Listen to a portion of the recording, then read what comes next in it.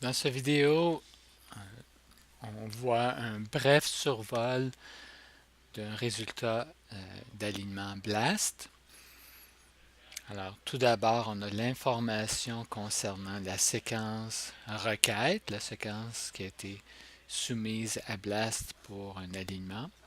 On voit par exemple que on a 1231 nucléotides, c'est la longueur de la séquence soumise. Si on descend, on a le sommaire graphique des résultats. En haut, j'ai l'information pour la séquence requête. On voit encore à peu près un peu plus de 1200 nucléotides.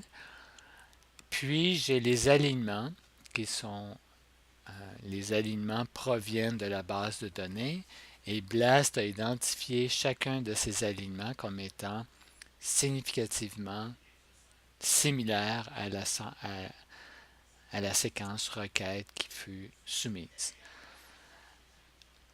L'alignement du haut est jugé de meilleure qualité.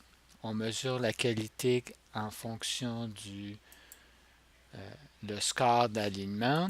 Alors, si je vais au-dessus d'une boîte d'alignement, je fais clic avec le bouton gauche, j'obtiens le score qui est de 22,74 pour le premier alignement. Si je descends plus bas, dans ce cas-ci, j'ai un score de 625. Alors, c'est le sommaire graphique de tous les alignements. Si je descends plus bas, là, j'ai un peu plus d'informations pour le premier alignement, par exemple. Donc, j'ai ma valeur de score qui est 22,74. Puis, on a d'autres paramètres qui sont décrits dans le document de travail. Et ce qui est important, c'est de comprendre ce que ces paramètres-là veulent dire et de pouvoir les analyser. Donc, un alignement avec une valeur E, qui est un peu la valeur statistique. Une valeur statistique très faible, qu'est-ce que ça veut dire? Une valeur statistique très élevée, qu'est-ce que ça veut dire? Et ainsi de suite.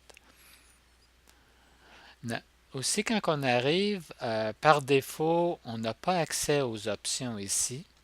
Mais si on sélectionne soit quelques-uns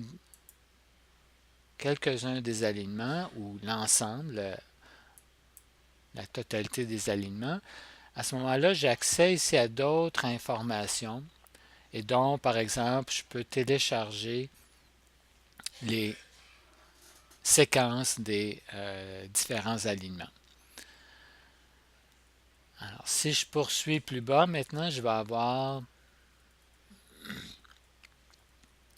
les séquences au complet et je vois les appariements entre les deux séquences qui ont été alignées. Et dans ce cas-ci, je ne vois pas de région où il y aurait des mismatchs ou des nucléotides non appariés. Donc, on aurait un appariement parfait entre les deux séquences qui sont indiquées. Alors, encore une fois, assurez-vous d'être capable d'identifier ou d'analyser, d'interpréter les données qui sont fournies, surtout pour les fonctions d'alignement.